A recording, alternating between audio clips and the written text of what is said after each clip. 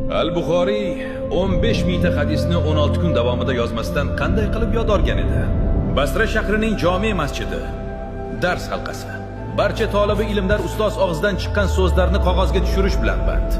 Ammo yosh Buxoriy darslarda mutlaqo qog'oz qalamsiz, xotirjam quloq solib o'tirar edi.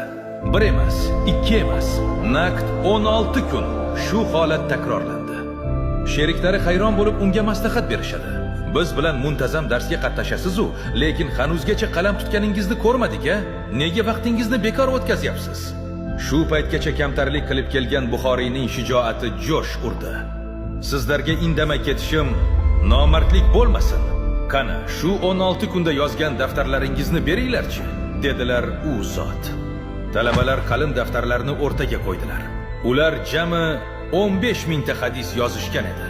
Bitta ham qog'ozi yo'q yigit daftarlarga biror marta qaramasdan, bamisoli buloq suvdek o'sha 15 mingta matnni roviylari bilan bittalab yoddan aytib bera boshladi.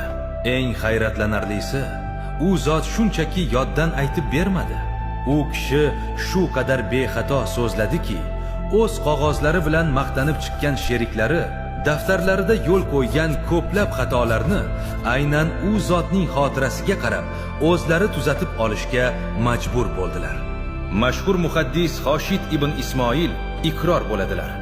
Shu voqeadan keyin xotira va zehn bobida undan hech kim o'ta olmasligiga yana bir karra ishonch hosil qildik.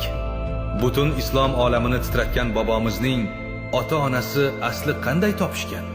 Bunga kimsasiz bir hovli, bog'bonning qizi va devordagi xato yozuv sabab bo'lgan edi. Daho farzand qanday go'zal ishq ustiga dunyoga kelganini keyingi videoda ko'rish uchun hoziroq obuna bo'ling.